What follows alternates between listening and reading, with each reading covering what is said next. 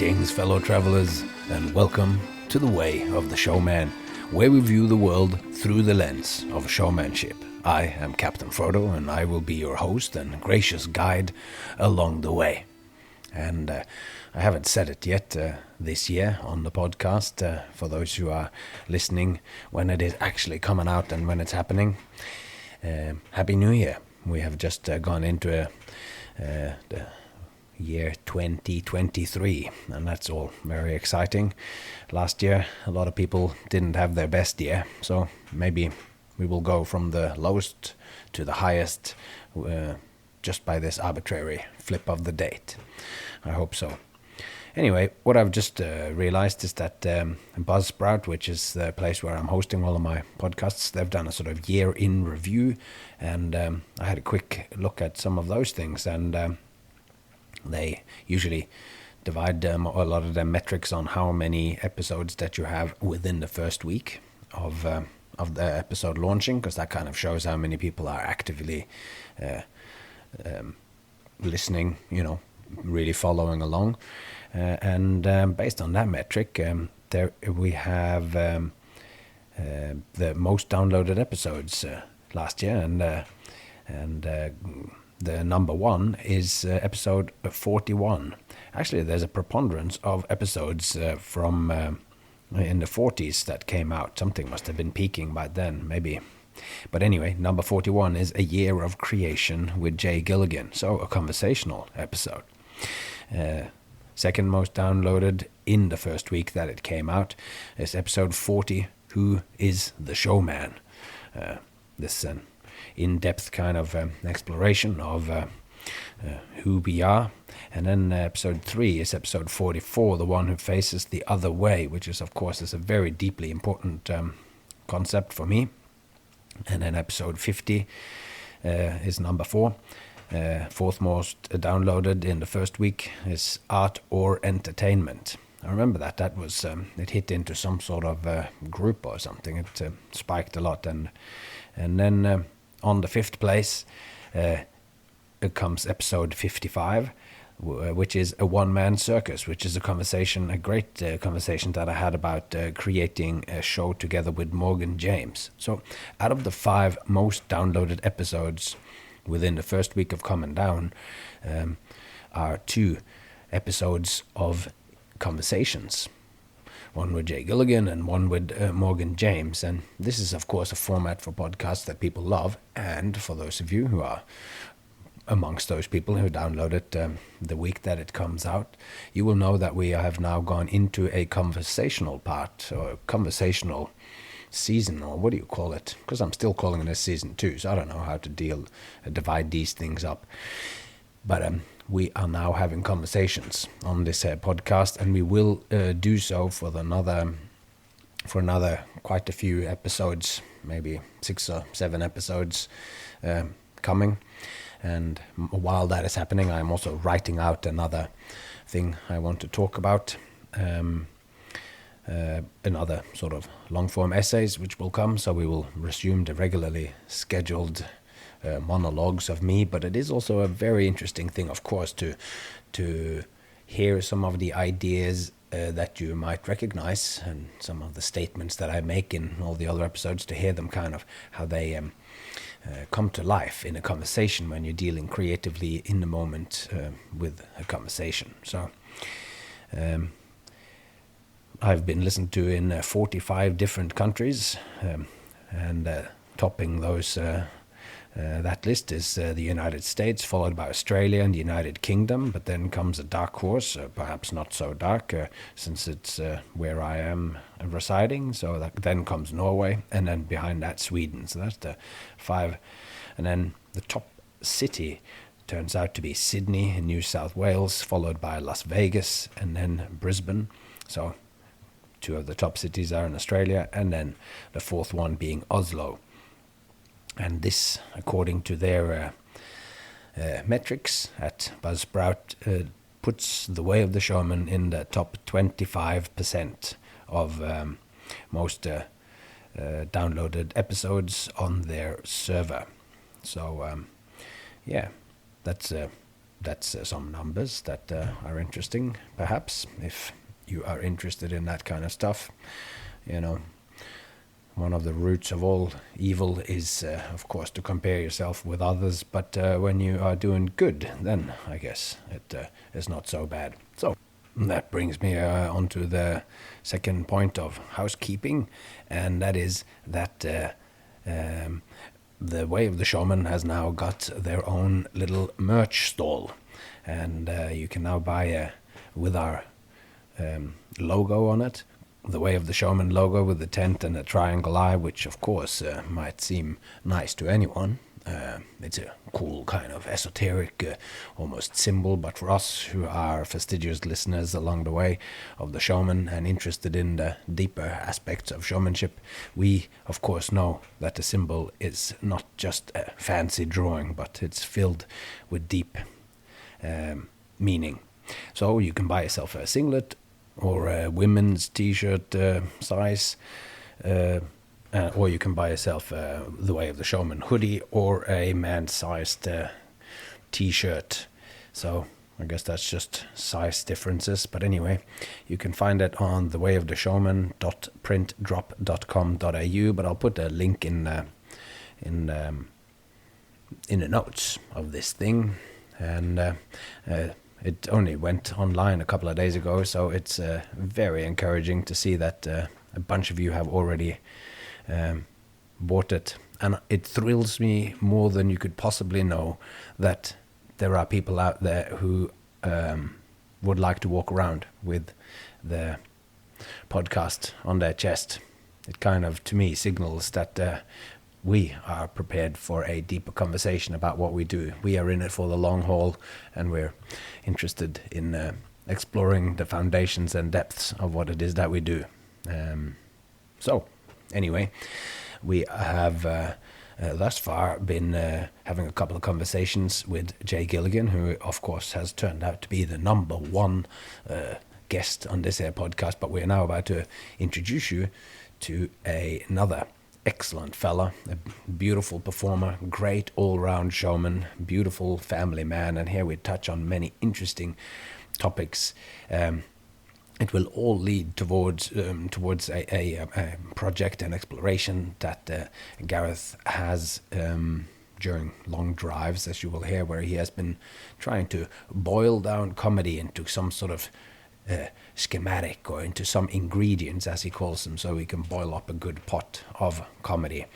Can we see some parallels between jokes and then use this? So today we are going to first meet Gareth and talk a little bit about who he is and some of the stuff that he does, and you'll get I listened back to a bunch of it now, and he really is a wonderful Australian fella, and we get to touch on some great things about family, about what to do, or approaches to what you can do when you are touring and you have a family.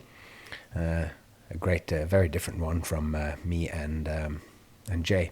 So that's very interesting. So, and then as it turns out, this conversation went very long, so I've divided it up into 3. This is the part 1 where we introduce him. Then next episode we will look into the first sort of half of the ingredients of comedy, and then we will wrap it up in episode 3. So the next bit of the stretch along the Way of the Showman will be exploring comedy. So let's set out along the way.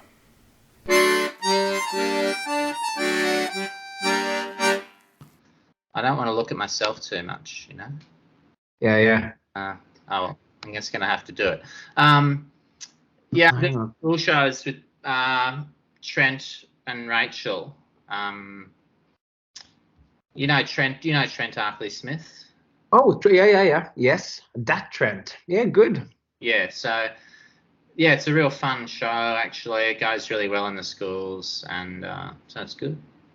Yeah, what kind of show is it? Like the circus and obviously music. You playing the banjo and him on the mandolin or whatever. Yeah, I play a bit of music in it. It's a show about this kid called Timmy. That's me, who hears music in his head all the time, and it affects his behaviour. And so the show shows him, and Trent and Rachel play the music, so they're the music in my head. And the show shows him getting ready for school in the morning. So I'm just in like a school uniform, and I like I wake up, I get dressed, make my breakfast, do my homework, do my music practice, brush my teeth, that type of stuff. Then it shows him like when the music is normal and he has a sort of normal day, and I incorporate a little bit of circus stuff into that morning routine. And then it shows him on a bad day when like the music is going bad and everything goes wrong, and all the slapstick and all stuff like that. And then he's visited by a hooded figure in a dream, and who gives him a conductor's baton so he can control the music, and then he can just put on the exact music he wants, and he has an awesome day, and everything's like enhanced. That's where I do all the best tricks. Yeah, that's the whole show. Yeah. Wow, but that's amazing. So I mean, it's got a kind of clowning approach to the acting or whatever, the storytelling, as opposed to, it's not like theater or like you are acting, but it's in your funny kind of way, normal. Yeah, it's all, I don't speak in the show, and I'm dressed as a school child.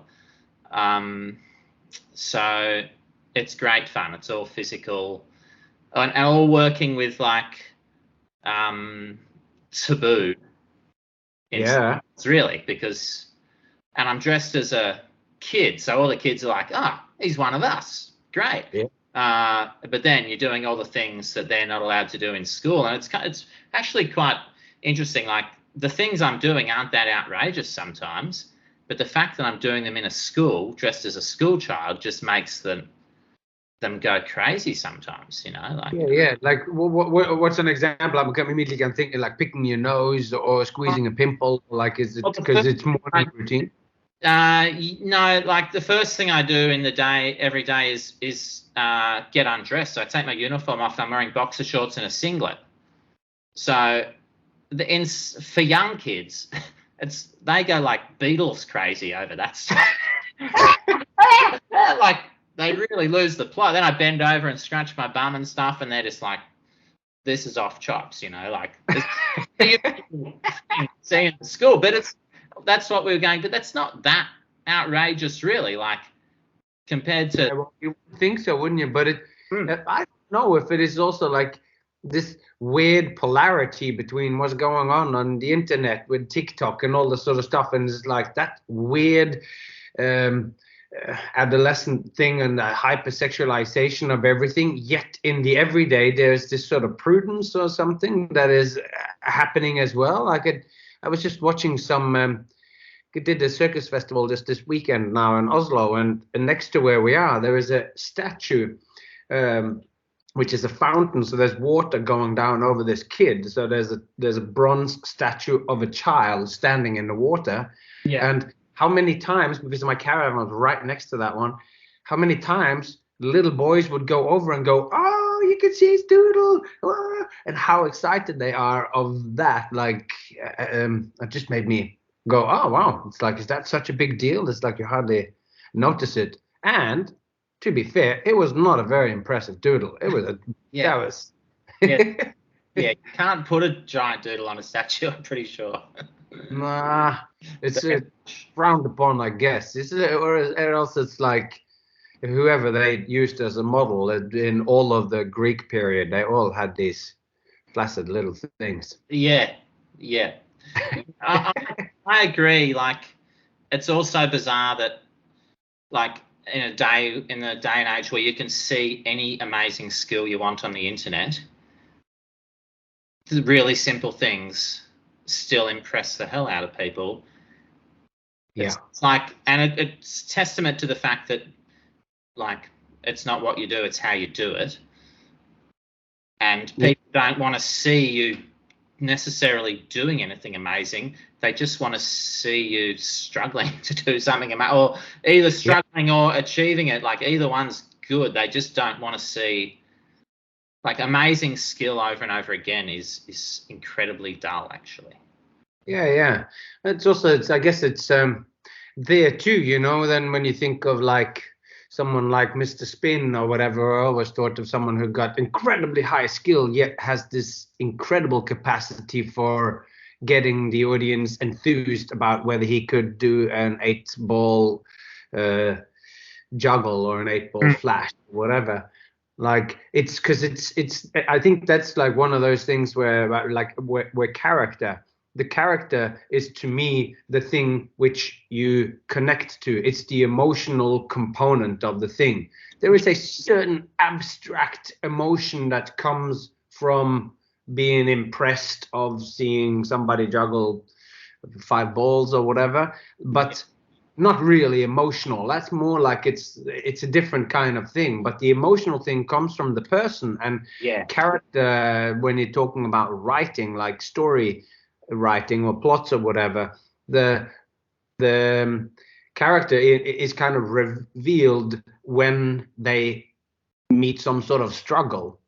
So that's why clown, I think, connects so much. It's like you see, it's just a caricature if they're just going along in the thing and they're walking to work, and then but the moment when there's a bag of money lying on the street in front of them and what they now do, or there's a dead body or whatever, now you get to see what this person is actually like when there's a real situation. Or so maybe there's that thing of that where I feel like the live component, but when you film something or you see it on YouTube or whatever, that live interactive thing, you're here doing something and they are watching you, that ancient connection that comes from that, you can't substitute that with the internet, or with watching it on film, because the real event, like when I climb the cans on screen, you kind of, there's no sort of,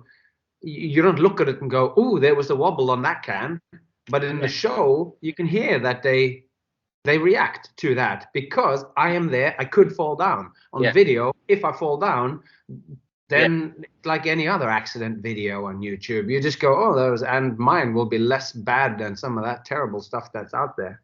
But if you fall over in the show, like, they might actually have to help you. It's a bit more responsibilities in. Well, they can just, I think that's it's so true. And like what you said about with like them having to do something. When I very first come out in this show we're doing at the moment, I get introduced and I come out like I'm experiencing that for the first time as well, I suppose. And that the kids are instantly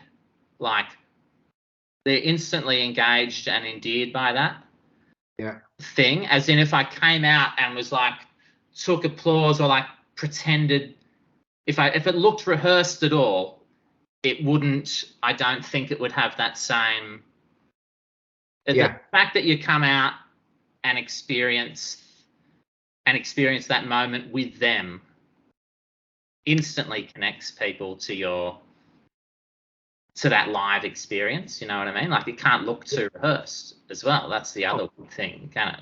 You come kind of stumbling into it, or without any fancy footwork or whatever. You just come in and then you're here and I am here. This thing, I think, is so important.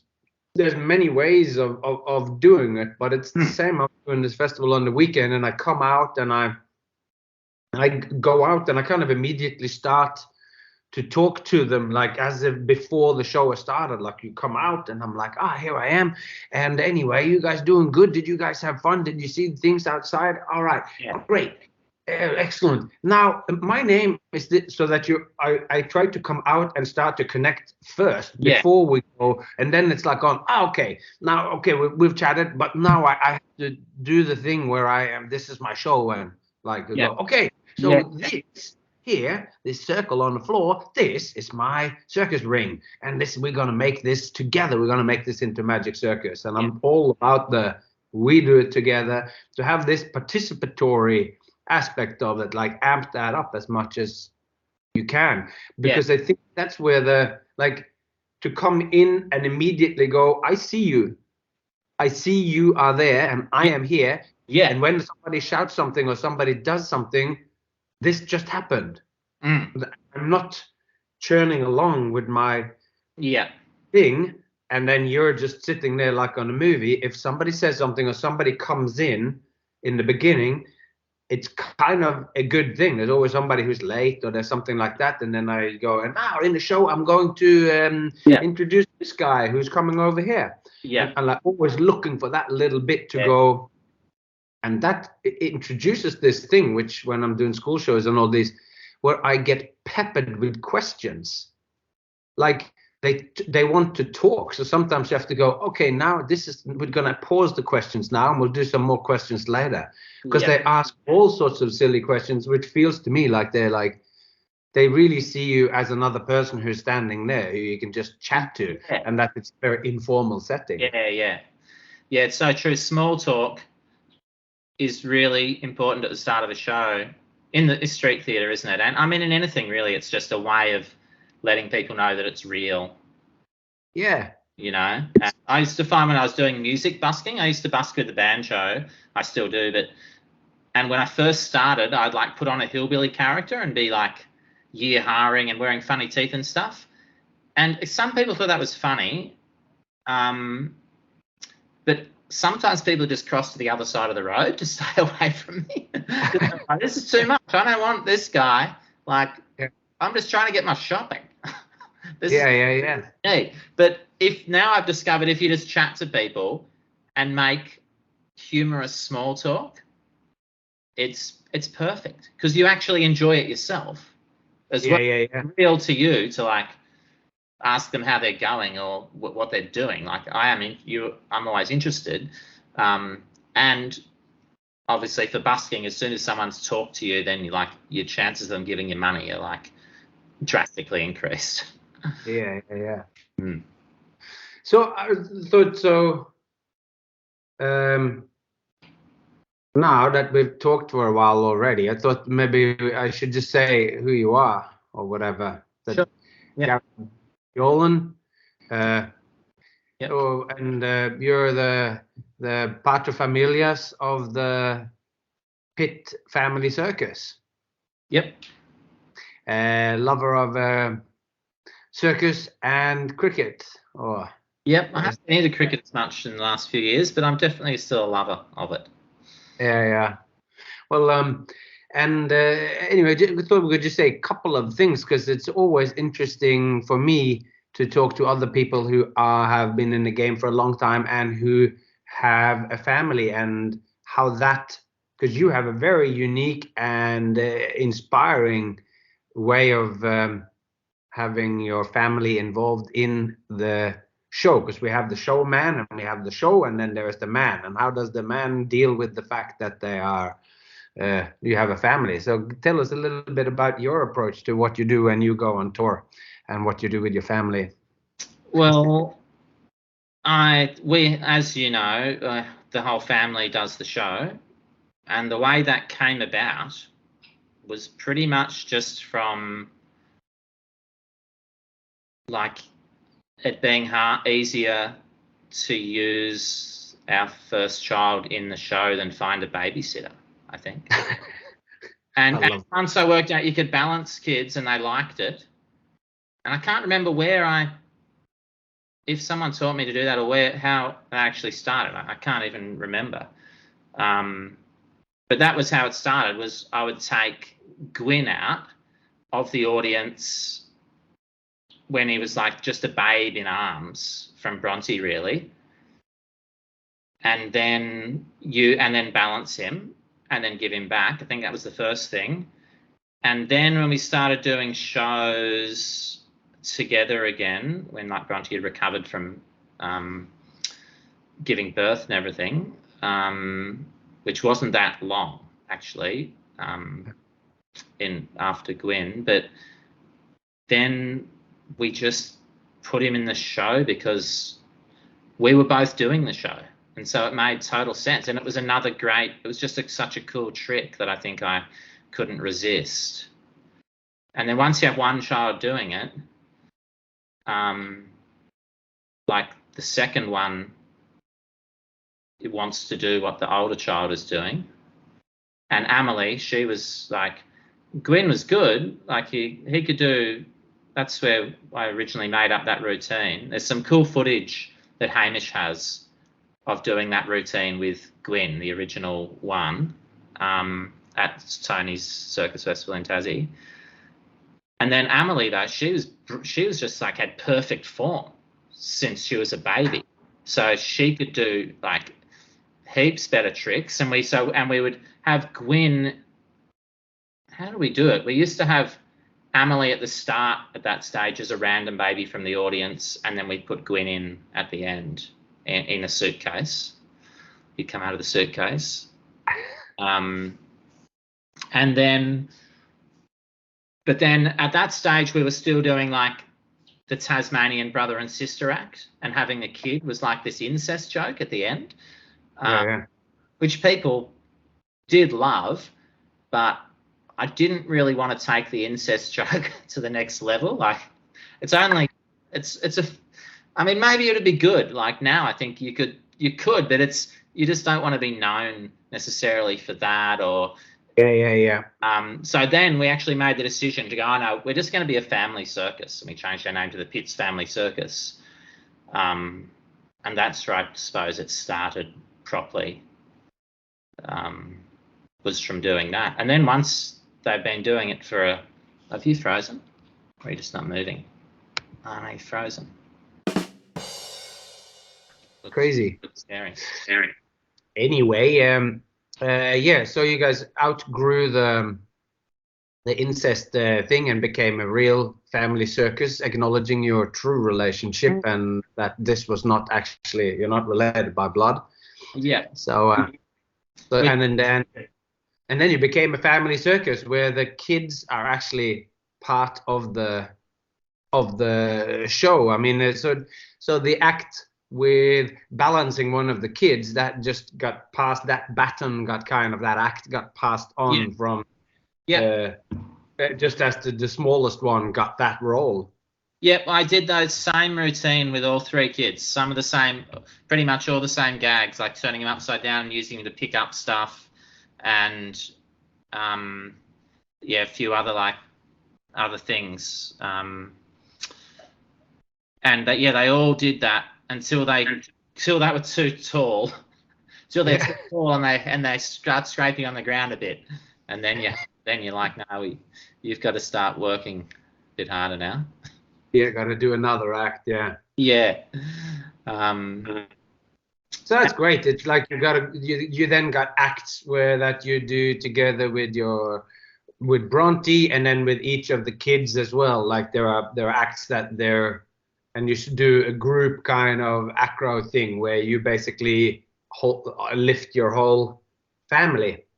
I mean, and we actually play as the family, which was the big difference. Like, all the show is about a family trying to do a show together, rather than it being like a fictional situation. Even though it is a little bit, it is totally real, because you're trying to wrangle a family into doing a show. There's group acrobatic acts and acts with me and Bronte.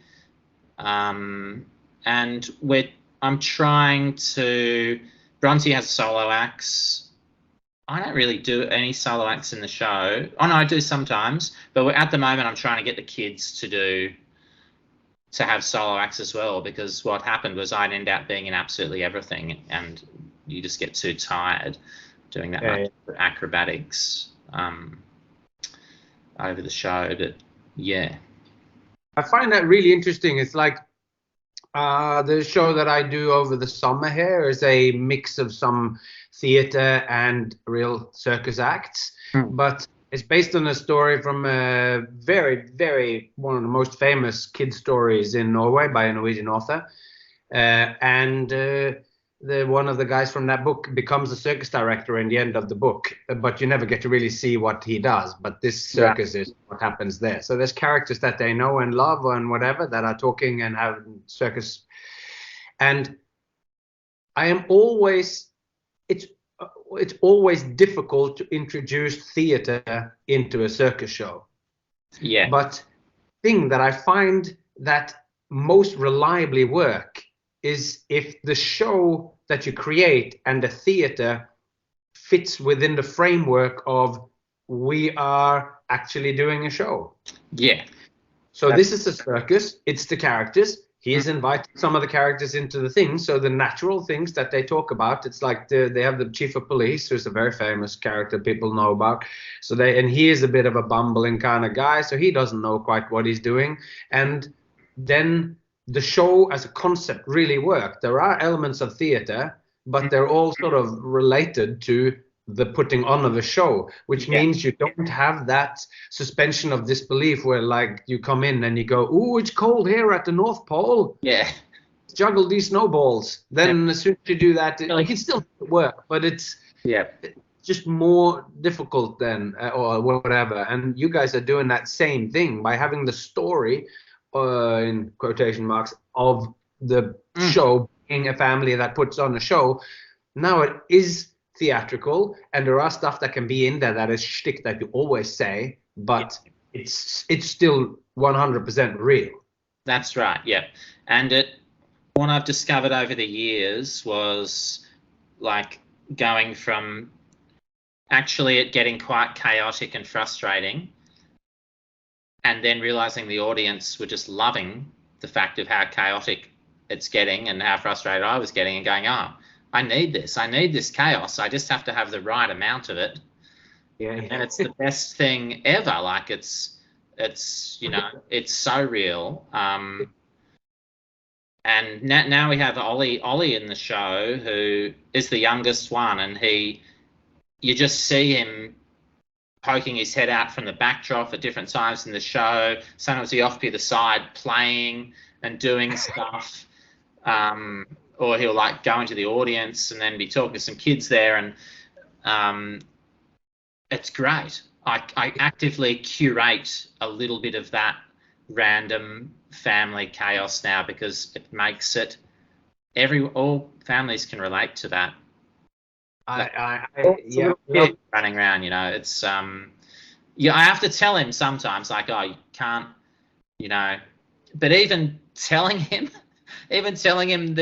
that he shouldn't be there, like in the show, works just as well. Like, but it's like you seek authenticity in all that you do. The thing that makes the people really connect to what you do is that it feels authentic, that this is genuinely happening in this moment. Its character is revealed when you are faced with an obstacle that you have to overcome or solve or whatever, and a child misbehaving and reprimanding or guiding or whatever, like that child in front of everybody, that's just like, it's intimate and it's so real. Like it's such a real thing, and you need to do it in the right way, and you can show the audience and the adults your frustration with it, but have to put on the nice voice. There's so many dynamics in there that is just like, it's so endearing.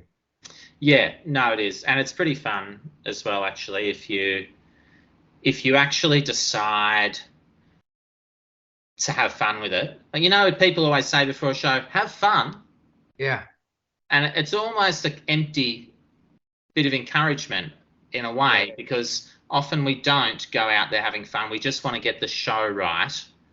But I've come to say, like, have fun, and like actually do something that you find fun, like, or that you will find funny, or like actually actively try and make it fun for yourself. Is such a good, if you want to perform for a long time, especially, because otherwise it can either go so far the other way where you're like, just you only feel as good as the last show you did. So, or I know I do often. So really trying to like actually have fun, and I have to remember, make it fun for the kids is.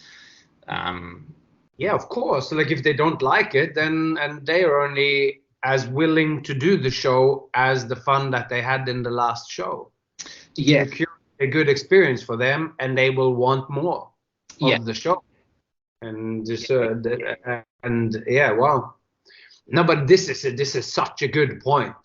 I do it, and I keep what I'm telling myself, because I've just a couple of 2 weeks ago put out a whole bunch of new material that whenever I perform now, it's come in different things. But I basically have like 65 minutes of new material put together, and I've been doing it. And I have that same thing. It's like I don't call it having fun, but it's called I need to be in that moment, not just try to present the material as I have thought it should go, because I'm presenting material which is now I am aware that it is underbaked. There's a spine in here. All the magic trick just happens, but the fun and the discoveries I only find when I'm doing it again and again. So then to be in it and look for it, but it's a better way to express that is just to have fun, because having fun is an integral part of playing. That's right. Those things are connected to it. Like it's only play if it is fun, or else it twists into work. And part of the magic of what we do is to make work into play. Yeah. Playing with the audience and all of that. And the more I am behaving like I'm at work and I just got to get this act done like this, then it stops being play and the connections fall apart. It's true. It takes the life out of it. If it's like that. Yeah. That's interesting. And so I was what sparked our contact this time was that you have been thinking about jokes and the structures of jokes, and have made an attempt at classifying them and whatever. So how did this occur to you to do this sort of division thing? I think it actually... It may be. It's like making a map of the types of jokes that there are. Yeah. I think I used to say it to Tom sometimes, actually, working on his show, like there's only 7 gags, and I sort of had a gut feeling that was the case, but I never really identified what they are, or I'd work out a few and then forget about it. And I think it was on a long car drive. I've talked about it a few times as well, also with my son Gwyn about that. But I just thought, I should try and, on long car drives, you often do that deep thinking because you're doing something else and you have time and not distracted by anything. So I must have been mulling it over in my head, and I just made that little voice memo that I sent to you, and I sent it to Tom as well. Tom didn't react at all. I think it was, he was like, he didn't react very much. But it was this is the same shit Gaz is always going on about. And then I talked about it more with a few people, and then I made another voice memo, which was like the 9 gags. Otherwise there was more, and then I was like, oh no, I think there's 11, but now I've got 12. But I think some of them I've been thinking about it more and could be boiled down a bit more. I've got a list of them. Excellent. I think for it to be an effective, it's an interesting thing. I think there's a few rules with something like this, and one of them is that it doesn't come with any guarantees that it's going to be funny. So in a way, it can be useful retrospectively to go, why was that funny? Because sometimes, you're like, I've got no idea why this is funny, but it is. Or you can use it to brainstorm, or you go, I need a gag for here. Like, what is the gag for here? That's my gut feeling, is that there's always a gag. There's always a gag. It's just working out the right one for that moment. And then sometimes it can be years, as you would know. Like, you've been doing a routine for years, and then you're like, that's it. Why didn't I see? Yes. It's the fish gag. I should have known that. Yeah. It was so close all that time. It lies just as this possibility that when you do it, it feels like it has always been there or whatever. Yeah. Yeah, staring you in the face. I guess you could also use it to in us being novelty acts or whatever, like variety acts. It's like you want variety in your things. You can also look at your show with these jokes and you go, oh, I am doing many jokes of this type. I should perhaps change into something else. That's right. Yeah. Or to expose, in our world, there's a lot of generic gags, and sometimes it can be used to like make, which I don't think there's anything wrong with. I think they're just one of those 12 jokes. There's nothing. In a way, it takes a lot of the like pressure off having to be original, because you realize, hang on, you want to be original. Of course, we all do, but we all are original without even trying. Is really important to remember. Like, you'll never be exactly the same as someone else, no matter how hard you want to or try. So it can be useful to take those generic gags and go, oh, what actually is this? Oh, it's that. Of course, well, I can just change it to this, and that'll be much more in my character and work better.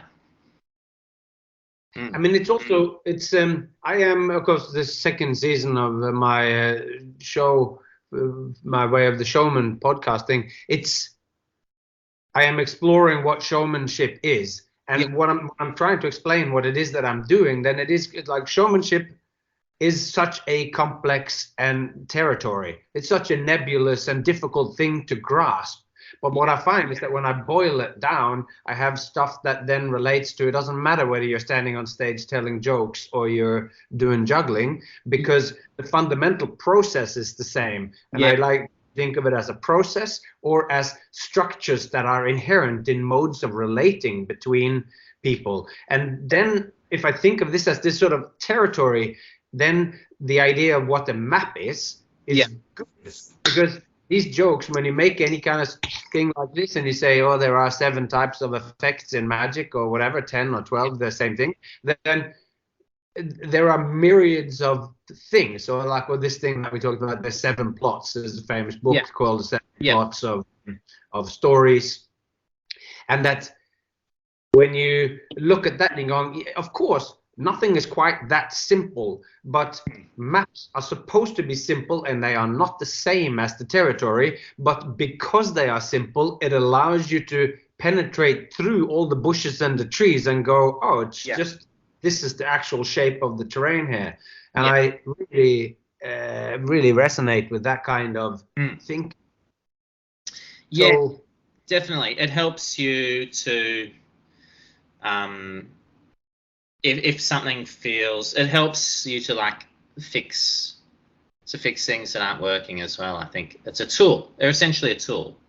It's a tool, and it improves your chance of understanding why something is working, which you already touched on. When you sort of you always, if you're in the moment, if you're trying to have fun and you're looking for new gags, and whether you just remember it or whether you have a GoPro or you record what you're saying, whatever means you do to at the end of the show when you're driving home and you go through it and you go, there's that.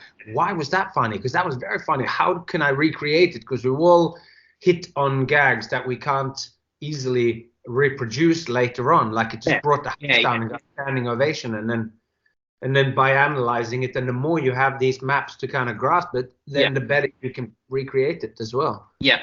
Yes, absolutely. And rely less on I always remember being like frustrated when a show only seemed to work when you gave it your 100% raw energy, because that's too tiring to do all the time. You want your show to be strong enough that like at times you put everything into it, but other times you might have low energy or be performing in not ideal conditions, and you really want the show to work for you then, and you don't have to work for the show.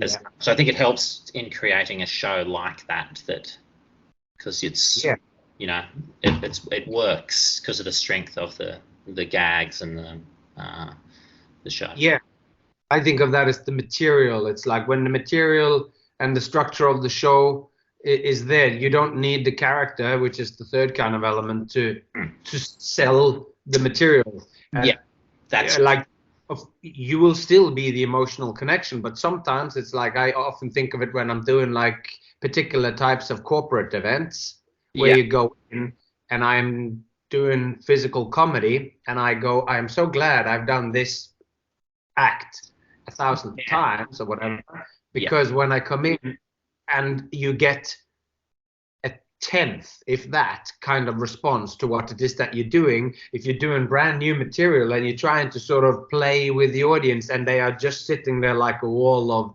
nothing, then you go, I am so glad I know this timing, because I can do it and actually feel like I'm bombing. And then you go out afterwards and it turns out you were just as funny as always. It's just they're at a conference and they're there and the boss is there and Owen has been drinking and it's 12:45 in the morning and it's like the situation is not rife for high so in those moments it's great to have material and you go, I know that the structure of this thing, they will now feel a bit alienated, but by the time in the end when the chaos is done and I finally do it, the structure will work. It's like one of the 7 basic plots or whatever. Yes, as I said, it's like within Magic, I have been using this, like they have like production, vanishing, transformation, restoration, transportation, escapes, levitation or animation, penetration and prediction, I think there's something. But like, so that you can look at the show and you go, has there been any animation in the show? Has there been anything that moved of its own accord? It doesn't have to be that you levitated the thing, but an effect with the egg and then the necktie goes up and down, and that's just a gag on its own. But within the story of it, when that thing goes up and down, something is moving in the show, and it's very different than the rope becomes back together again. Which is a restoration. Or so to have these structures, and you can go, okay, well, hang on, what I do with newspaper and what I do with this rope, that's actually the same thing. It's a restoration effect. So this is somehow, unless you're doing the theme of restoration, and that you're deliberately going for that, then you are kind of repeating yourself. And then us who do sort of what we do can sometimes be called novelty or variety, or both. It's new, like, and you want it to be lots of different things, then you might steer away from those 2 effects, even though ripping a paper and cutting a rope is not initially thought of as the same thing. So I suppose it's to create balance. What we all want is balance. Humans in general. That's even better than just, because we're not seeking variety just for variety's sake. We're seeking a balanced act which has that's a good word for it.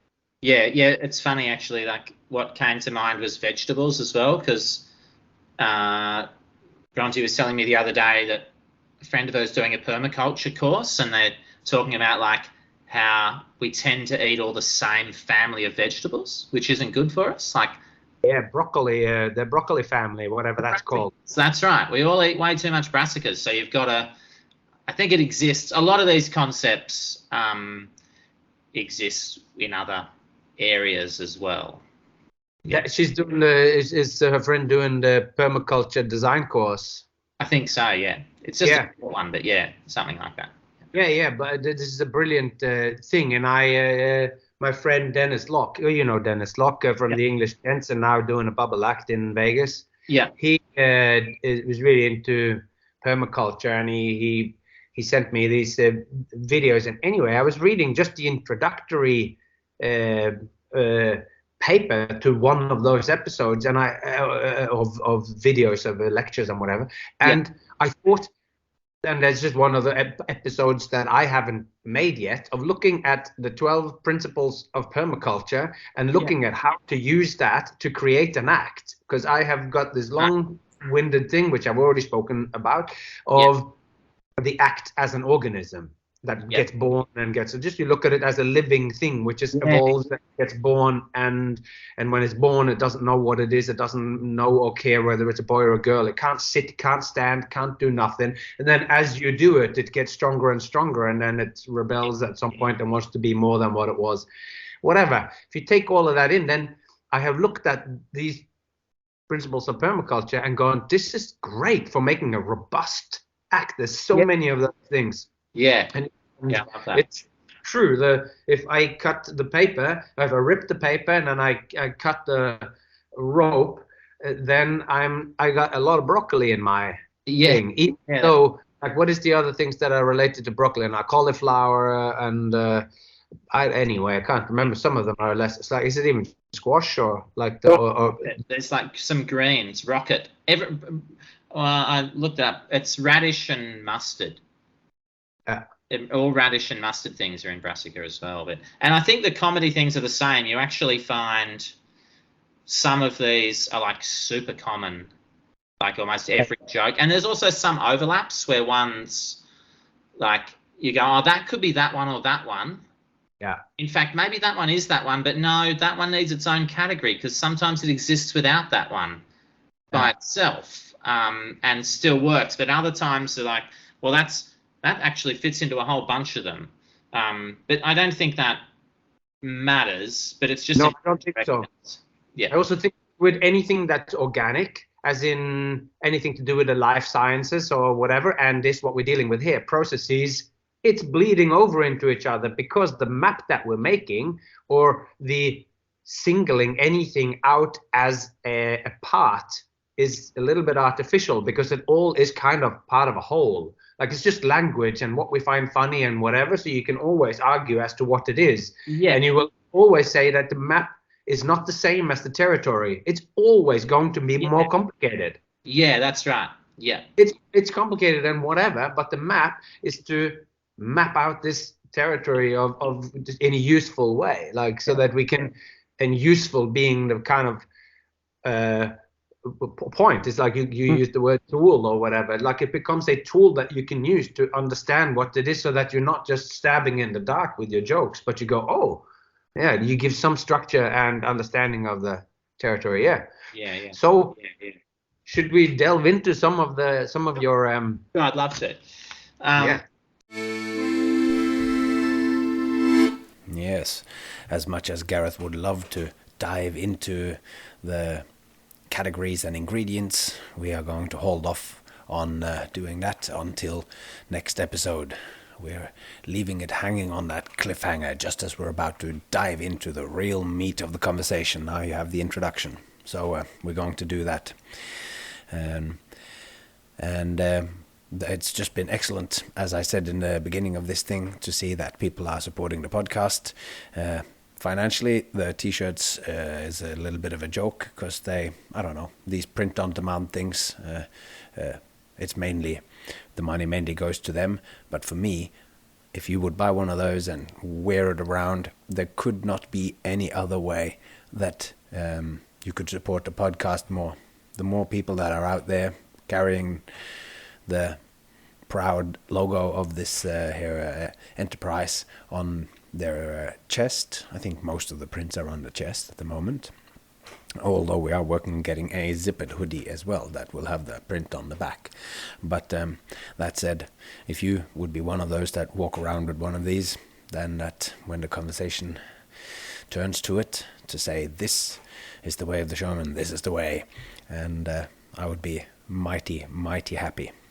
If you want to suggest anyone that I should talk to, that you think would have something interesting to add to the conversation of deepening our understanding of circus or showmanship or jokes or whatever it might be, then please drop me a line at thewayoftheshowman@gmail.com. And that's all I'll say for today, so until next time, take care of yourself and those you love, and I hope to see you along the way.